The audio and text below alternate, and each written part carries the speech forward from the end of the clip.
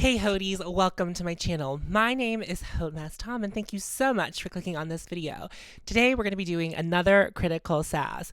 Critical SASS are my new makeup release videos. We go through a lot of new stuff that's coming out in the makeup world, talking about whether it's good, unpack the makeup marketing. One of the ethos of my channel is to be critical of new makeup releases. So that's exactly what we're going to do today. If you are new to my channel is all about loving my makeup collection as it currently is while being very discerning navigating the makeup space when I do want a makeup purchase. I also do some reviews sometimes, but I mostly like to focus on what I already have. Although right now there's a lot of stuff that I'm amidst reviewing, so it's a little bit of a weird time. You caught me at a weird time. Darling, you've caught me at a weird time. But if that kind of content sounds good to you, I would love to have you subscribe. Make sure you like this video. That really helps me in the algorithm. And I'm also on patreon.com if you would like to support me there. No pressure though. If you are here watching the video, liking the content, leaving a comment, that is plenty. And I appreciate you for that. I do want to take a second to thank all of my current patrons for allowing me to continue doing this. Okay, we're here. We're queer. I'm queer. Hey queers. I do wonder though, how much of my audience is queer? I wish I could do a poll. Didn't you used to be able to do polls on YouTube? I think that was like a feature at one point. You could do them in the live chats, but we're not doing that right now. We're just doing this. We're hanging out. On my eyes today, that beautiful shimmer shade, that is Knacker from the Earthborn collection from Shine by SD and Riley, also known as Seeking Shifts on Instagram. I'm getting to know the collection, but boy, is it beautiful. I feel like I look really light today. I feel like I'm looking a little washed out. I think I need to go down.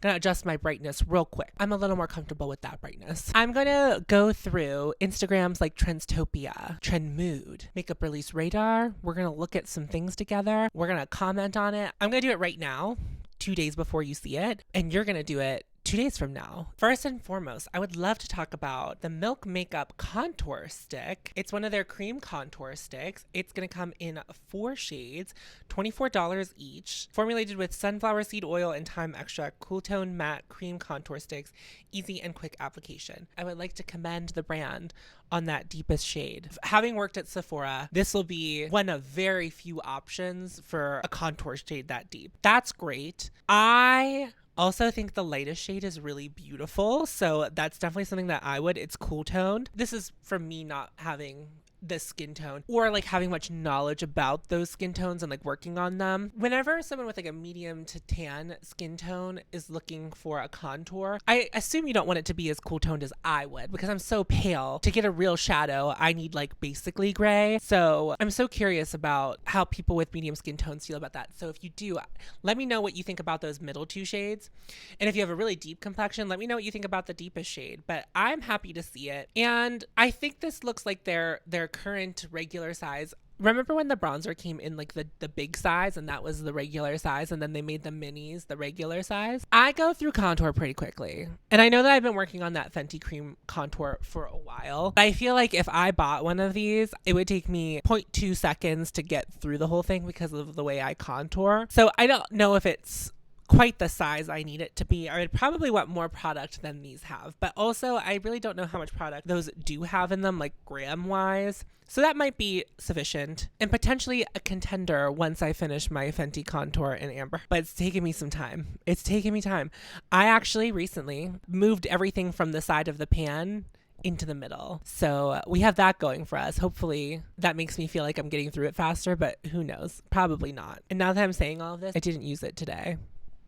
Tower 28 is finally releasing a cream bronzer that doesn't look like a highlighter. I never understood the Bronzino as a concept. Like, it looked so shiny, and while I love a glow bronzer, that looked like something that it just looked like it had like glitter in it. It was just like too much mica. Although I never actually tried that formula. However, I'm happy to see that they have gone into this. I think this is going to do really well for the brand. I think that this was definitely something that they were missing in their collection. So I'm happy to see it. I wouldn't buy this. Tower 28 is one of those brands where I think I went to like them and then I just am like, I don't know. It's not that I dislike the brand. I did like the cream blush when I had it, but it also was one of those cream blushes that I felt not confident in using. And not that I think it was bad. Every time I used it, it looked good. The consistency of it wasn't my favorite. It was pretty thick, wasn't very moussey. It just like wasn't as cosmetically elegant as some of the other cream products that I have in my collection. And I think that's why I was like, I mean, I assume that this will work very well. I'm not in the market for a cream bronzer right now. I have two, and that's plenty. I follow quite a few people who do makeup on Instagram. And there's a difference between Instagram beauty content creators and consumers of YouTube content. And this is not a read. It's just a thing that I've noticed. People on Instagram know every bit of history about every indie brand and will be able to tell you whether or not they support a brand because of past actions. And I feel like we don't have those conversations as much with the major brands on YouTube. Anyway, that community of people, and a lot of us all follow each other, and like I'm including myself, but like I'm just saying in this community specifically, this palette has stirred up emotions. I will say that. And people seem to be very excited about it. So this is the Cosmic Brushes Muse palette. It's a 20 pan palette, includes mattes, shimmers, metallics, and iridescence. $23. The price point leaves me to wonder what the quality of the formula will feel like. The packaging is pretty, and the color story is gorgeous. It is one of those color stories that could very easily get me. It reminds me of so many things. When I look at this, I see the Kaleidos Flower Punk. I see the Hella palette from Odin's Eye. I see a lot of self-made palettes that I have made in the past. I really love the purples, these rich purples, these really rich gemstone purples with these greens and these browns. It's beautiful. It's like a beautiful color story. It's really, really beautiful. Here's what I will say. And this is speaking for me and my own collection when we're unpacking these things. This is really, really pretty. This is really, really pretty. And not to say that they couldn't surprise me with their formula at their price point, but I feel like I would be better off being inspired by this palette and duping it with my collection and trying to match the energy with my collection rather than purchasing this. Because 20 pans, that's pretty big. And I don't really love, well, right now I'm trying not to bring new eyeshadows into my collection. The Shine by SD ones were like my only exception, and I hope I don't have any more exceptions, but like I'm not really planning on buying eyeshadow unless it's specifically for review because people want me to review it and that's what they're asking of me. My budget this year is for review as opposed to, because I just really like my makeup collection right now. Anyway, eyeshadow is like the last thing that I would be interested in buying. So duping the vibes of this would be much more worth my time. I don't think I like it enough to actually go through the motion of duping it, but it is really, really pretty. And I could see people getting a lot of use out of it right now. Like if I was really like, I really want to buy an eyeshadow palette, this is the eyeshadow palette I want to buy. I think the second that I got this in my hands, I'd be like, I wish I would have just duped it out and used my own eyeshadows at this point. If your collection is different than mine, maybe this would be worth adding. This would add some value to your collection, or if you're like interested in the formula. But for me and what I need from the makeup world, this isn't it. It's not something that I'm going to throw at. I'm not adding this to my cart. But if you do end up buying this, or you have bought it, I don't know when this launches. Oh, it launches on February 10th. If you end up buying this, I'd be curious to hear what you think of it, for sure. Let me know about those formulas. People already have this next thing in their hands. It's the KVD Good Apple Serum Foundation, $42, full coverage with a natural finish, transfer proof, extreme long wear with a lightweight serum feel, 40 shades. It calls out quince leaf extract, which is supposed to help keep shine in check and instantly and all day, and nourishing apple extract and glycerin to help keep the skin looking fresh. Okay, I am a little bit confused by those claims. This would not be a foundation that I would be interested in for myself. Although, who knows, I could be surprised if I did buy it, how I would feel about it once I got it. I am currently testing a foundation that continues to surprise me about how much I like it. And then I'm also testing another foundation that I don't like. I don't like it at all. KVD, oddly, has always been pretty good with shade ranges. So I'm not surprised to see 40 shades, although some of those deeper shades look orange. The balm foundation was supposed to be good for dry skin. And based on what I heard feedback wise about the Good Apple Balm Foundation, was that like people with dry skin got on with it a little bit better because of how emollient it was. It had like a habit of moving on the face of oily people, and it wasn't everyone's favorite foundation. I've heard people rave about it, and I heard people that did not like it. It was one of those situations where like TikTok got a hold of it, made it a thing, and then everyone on YouTube was like, I guess I have to try it now to keep up with the kids. And then I feel like the people on YouTube didn't like it, and the people on TikTok did like it. It doesn't feel like this is like the equal but opposite energy. I would want to see a Good Apple soft matte foundation. This also seems like something that was designed for people with dry skin in mind, as opposed to being like something to offer to people that they don't have in their catalog for. I think they discontinued the Lock-It foundation, which was like a full coverage matte foundation. Like it was on sale for a while. This must be the replacement for the Lock-It foundation, but it doesn't feel like the updated version of the Lock-It foundation. And it doesn't feel like the counterpart to the Balm foundation. It seems like it's like, oh, you have dry skin, now you have two options. And I'm not saying that every line needs to have a matte and a dewy foundation. It just like is what makes sense. It just makes sense because if you have some of the market covered with one of your foundations, wouldn't you want to cover the rest of the market with the follow-up foundation? Who am I? This might work well for them. This might be exactly what KVD needed. I'm not sure about it. Thing is, it's like serum seems to be something that's going to be better for dry skin.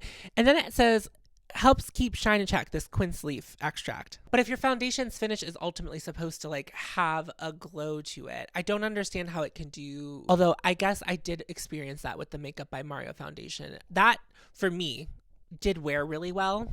It didn't like, my oils didn't start coming through until after the 4-hour mark. So maybe it's like similar to that. I guess it could be like that. I would recommend, I've only seen one person talk about this and it's Teresa is Dead. So if you were really interested in this and wanted to hear like firsthand experience, I will refer you to her because I won't be reviewing this. Okay, this is a foundation that I'm a little more interested in. Gucci is releasing the Gucci Eternité de Beauté foundation, SPF 15. Retails for $49 US, comes in 40 shades as well. It's a liquid powder hybrid formula designed to cocoon skin with hydrated and breathable finish. It holds a second skin feel infused with bamboo powder. It helps control shine up to 24 hours while blurring pores. Most shades are sold out, I guess, according to Trendstopia. I'm sure this smells.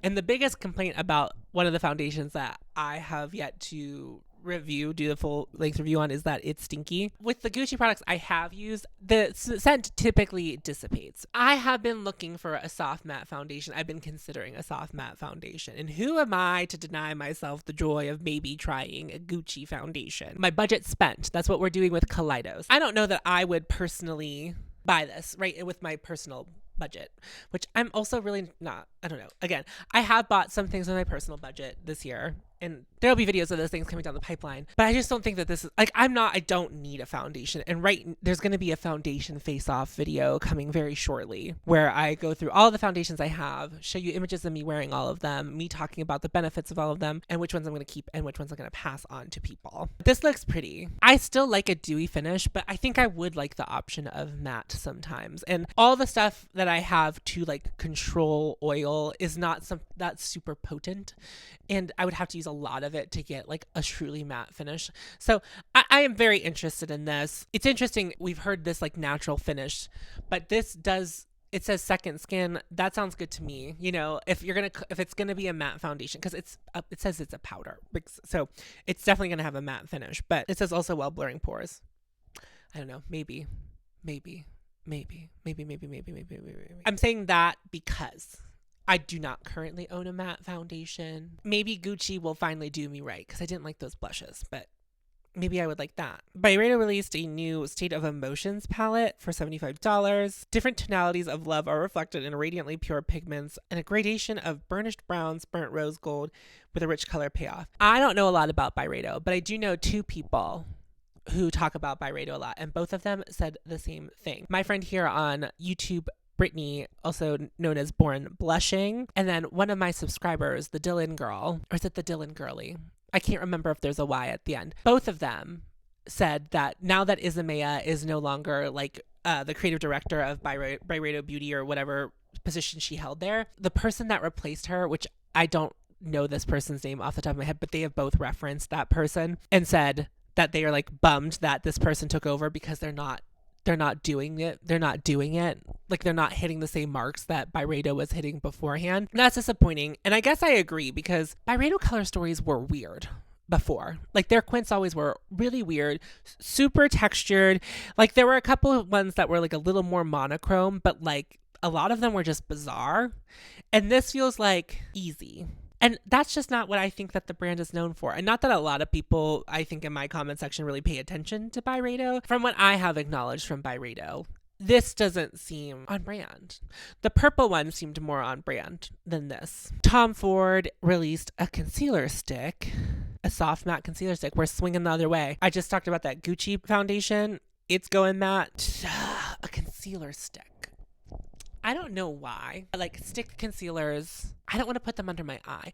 And I don't really have super textured or problematic under eyes, but I always seem to think, it even happens with the Merit complexion stick, which is an item I have. Anytime I put concealer, like a concealer stick or a stick thing right here, it adds texture that I like didn't have. It makes my under eyes look really bad. Perhaps for a spot concealer, that'd be good. I just said that I have the Merit Perfecting Complexion Stick, so that would satisfy my need for something like this. And honestly, a concealer stick is just not my jam anyway. This would be a pretty big pass for me. Oh my god, I got tagged in this so many times. Charlotte Tilbury is releasing 2 new shades of the Hypnotising Pop Shots. So are they just going to keep doing like a limited edition shades of the Pop Shots, or did they restock the ones that were for holiday? I don't know, because I went in there and I got my Pop Shots and I left, and I like, now that I am out of that Charlotte Tilbury review phase, I'm like not looking back. I'm like, I'm good. I got what I needed, because I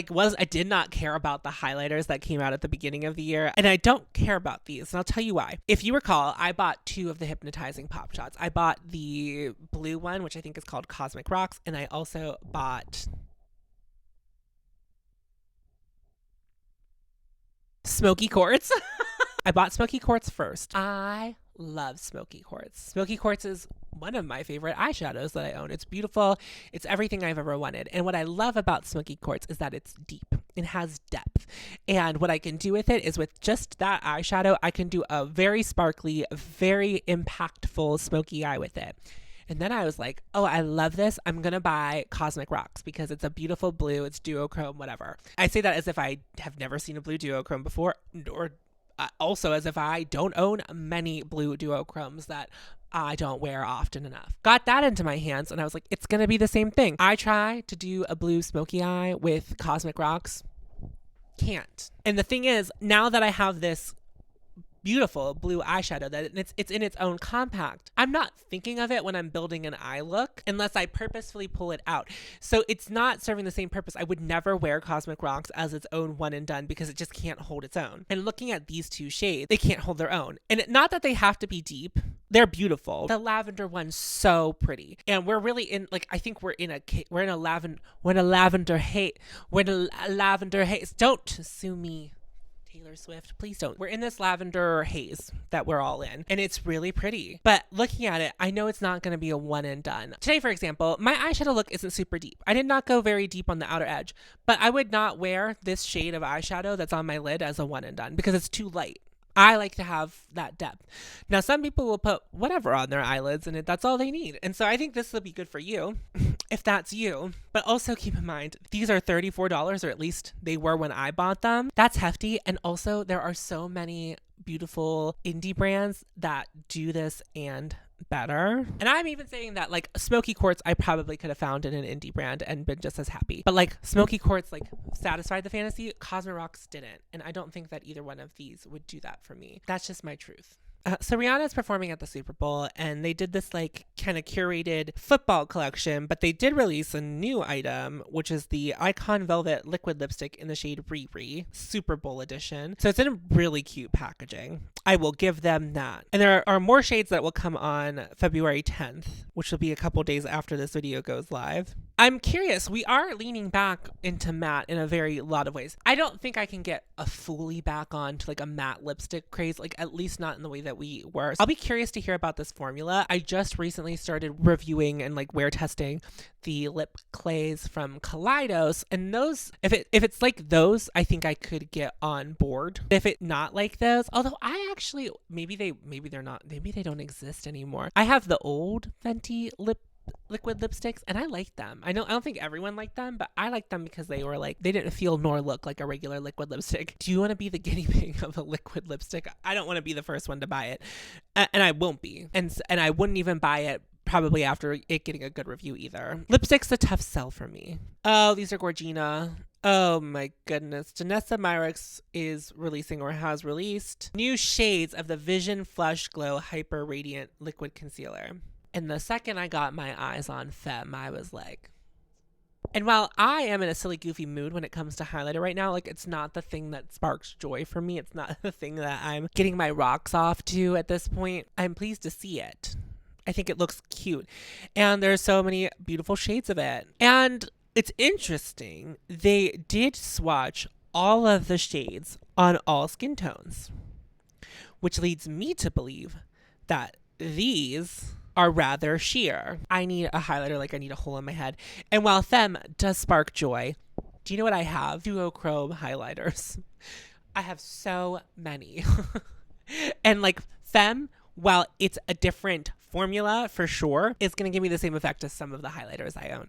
And I know that. And I bet you, if you have some of your makeup left over from 2016, or if you are just someone who likes sparkly duochromatic things, I'm going to guess that you probably have something that you could dupe this out with, whether it's a powder or a cream product or maybe another liquid product. I'm going to go ahead and bet you probably don't need this as well.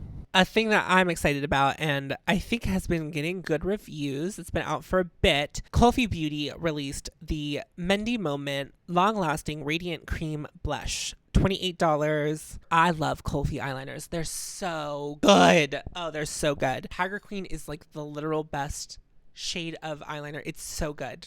It's so good. These came out in very, very beautiful tones, beautiful shades. I'm just glad Kulfi exists and is in Sephora. I just, it sparks joy for me. Kind of like everything else, for me personally, I'm not on the market for a new blush and it doesn't spark joy for me in that way, but I do think it's really pretty and it was a release I was really, really, really excited to see. Ooh. So Shroud Cosmetics is releasing the Moonfall palette. I don't know if these were singles.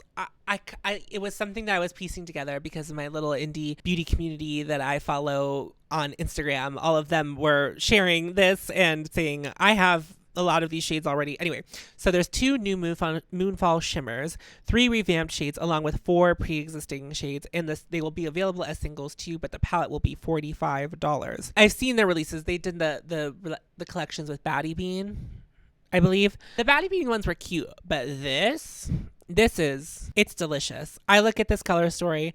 It's rich. It's deep. Ooh, there's mystery. She knows things I don't know. It's beautiful. This color story is really, really stunning. And it's the kind of color story that I'm always keeping my eyes peeled for. It's interesting. It's deep. I feel like with eyeshadow palettes, a lot of brands keep it really light. And it's like, give me something dark. Give me something mysterious. And I'm assuming those don't sell as well because they're not as easily wearable.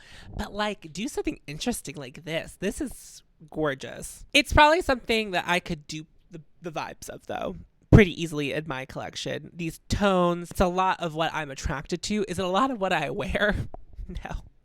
No, is it, but I'm attracted to it? Yeah, I'm very attracted to it. So it's like I could find these in my collection and just start wearing the things that I bought the last time I saw something like this and went, ooh, okay. The Natasha Denona Love Face Palette, $63. It's fine. Who cares? Natasha Denona releases a pink palette every February. Who cares? Who cares? Do you care? I don't care. I don't want face products in my eyeshadow palettes. I don't care. And I thought the last 2, like the light and the deep one the first 2, those were cooler than this. That they were something to those. This I feel like, I also, I am biased against pink. It's not my favorite. I don't love it. This is something that I could confidently say that unless you were really cool when you got into makeup and you jumped right into very interesting tones, I'm going to guess that you have this somewhere in your collection. Some kind of dusty mauve, pink, rosy toned eyeshadow palette in your collection. So who cares about this? Don't buy this. Don't buy this. You don't need it. I don't need it. None of these shadows are unique. The color story itself, it's not even like Natasha bothered to make an interesting pink color story. The thing that's really frustrating about the brand Natasha Denona now is that because we know they are capable of making color stories that are awesome. Like awesome color stories, and really narrowing down, really getting into the nitty gritty, and like making sure that like every shade is perfect. Whenever they do stuff like this, I'm like, why didn't you make this interesting? If you could have taken the Love palette, flipped it up on its head, give us interesting textures, give us pinks that like feel like not like, you know, the brand can do that. We know it. We've seen them do it before. When you think of the gold palette, beautiful, interesting textures, a bunch of different formulas in the palette. And the fact that like a good majority was like this green and mustardy leaning situation, but still looking like the theme overall was gold, that's cool. You took gold, kind of made it this different thing, but it was still gold. You could do that with pink. I don't know what it looks like. I'm not that great with color, but I know that Natasha Denona and the team there is good at that. So it's really a bummer to see how they have been just releasing stuff recently. It's like, I don't care about this. Kosas released the Glow IV Skin Enhancer. Like, if I would have gotten to this critical sass earlier, before this was released and before people had it in their hands, I probably would have said, very interesting. But now that I have seen other people have it in their hands, and I know that this is like a glitter bomb ready to go off, I'm going to say I am not interested in that. I'm speaking from seeing other people's use of this. There's a lot of glitter shimmer particles in there, and it reads as such on the skin. Because I think at first glance, and I think what a lot of people saw when they saw this, is like an alternative to the Charlotte Tilbury Flawless Filter, an alternative to Glow Lust, an alternative, like Kosas's version of one of those highlighting products. And it might be, but those other products aren't really glittery. They're like a sheen, right? They're like a glow. This glittery.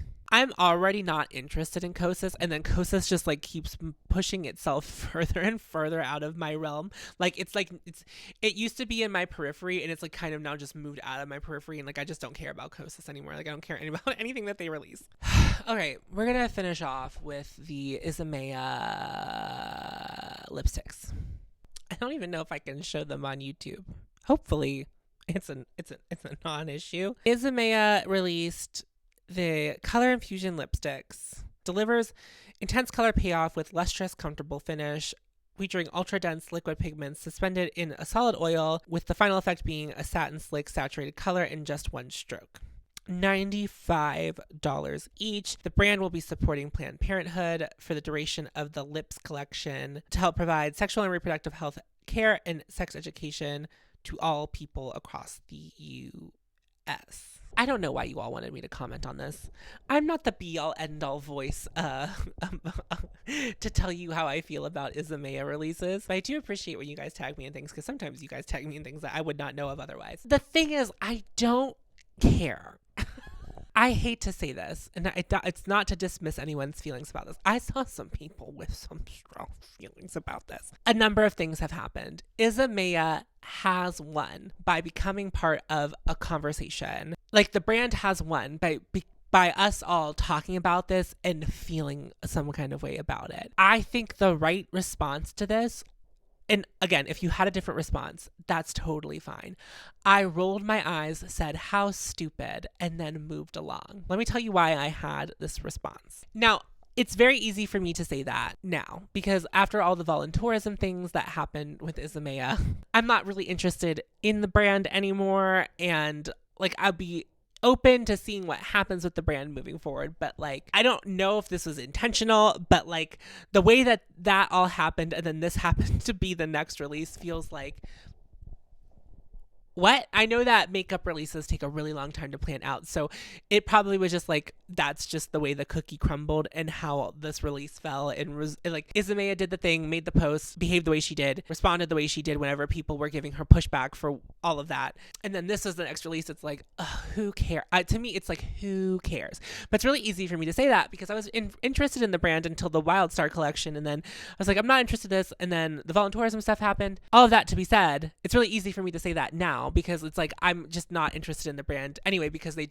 brand's reputation has been tarnished by the owner. This is also speaking as someone who has interacted with Isamaya product, and I own one of the Isamaya palettes, and it's still one of my favorite palettes, by the way. I'm not saying that my feelings on it have changed at all because of all of the things. Isamaya's packaging leaves a lot to be desired. And while there was that cool 3D printing on the front, the packaging is so light, doesn't feel luxe. It looks cool, but doesn't feel luxe. And at the price point it's at, it's like you're kind of expecting a more luxurious experience. And I remember whenever I was reviewing it, I like really tried to comment on how small and how light that palette was. And then I saw people buying it, and then I follow, and they were like, wow, Tom said this was light, and I didn't believe, like, it's hard to believe how light and small this is. And it's like, yeah, exactly. For $95 for a lipstick, I would expect this to be like it's kind of something very luxurious, like the Guerlain, and it being refillable. That's what makes the most sense to me, because other brands that price their products at this price point typically are refillable packaging. So like Dries Van Noten, those are, you pick your color of lipstick and then you pick your outside packaging. Guerlain, it's the same thing. You pick your lipstick and then you pick your outside packaging, and they're around like that $100 mark. They are not cheap, but I know that this thing that Isamaya has released is not going to feel like those do.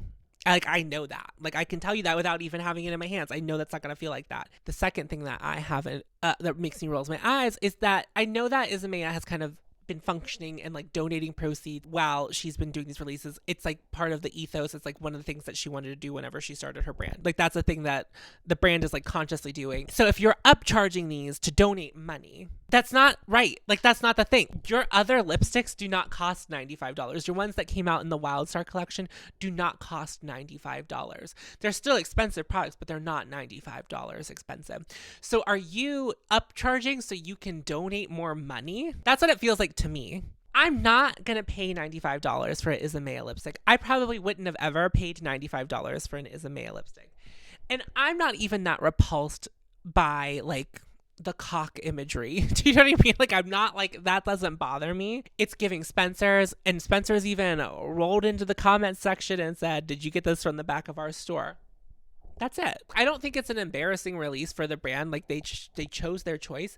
People are talking about it, and you know what's going to happen because of the response of a lot of us as consumers, influencers. And I'm not saying like me, I'm not saying like, you know, people in my close circle of influencer friends or like makeup reviewing friends. But because of that, I bet there are going to be influencers that have never even talked about Isamaya or even knows that Isamaya as a brand exists will see this release and buy it, and then they'll put it in their thumbnail on YouTube, and that will be the first and last time they talk about Isamaya ever.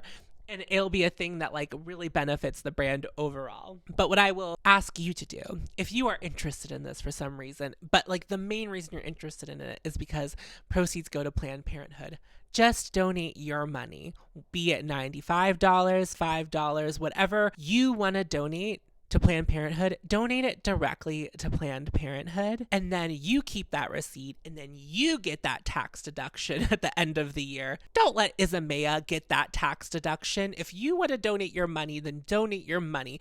Don't buy this product to therefore donate money. Just donate your money. You don't need to buy this to donate your money.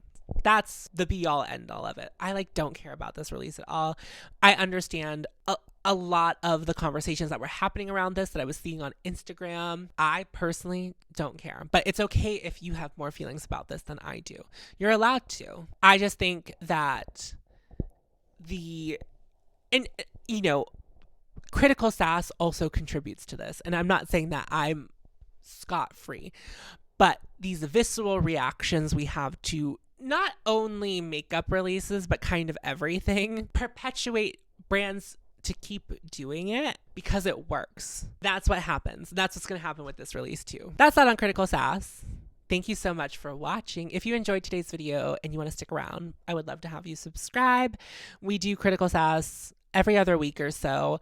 So we do one regular Critical SASS. That's what this was. And then at the end of the month, we do Critical SASS Live, where I am live. Everyone's in the chat popping off, and that will be the last Wednesday of every month. So this one's already scheduled. I believe February 22nd is the last Wednesday of the month. I will correct myself if I am incorrect. There's already the live available, so you can go in there and add a reminder if you want to be reminded. But that's 7:30 p.m. Eastern Standard Time if you're interested. Make sure you like this video. That really helps me in the algorithm. And I'm also on patreon.com. And if you want to support me there, but no pressure though, again, thank you to my wonderful, beautiful patrons for keeping the lights on here at Haute Head Academy. I appreciate you all so much. Remember to follow your Haute and you'll find me.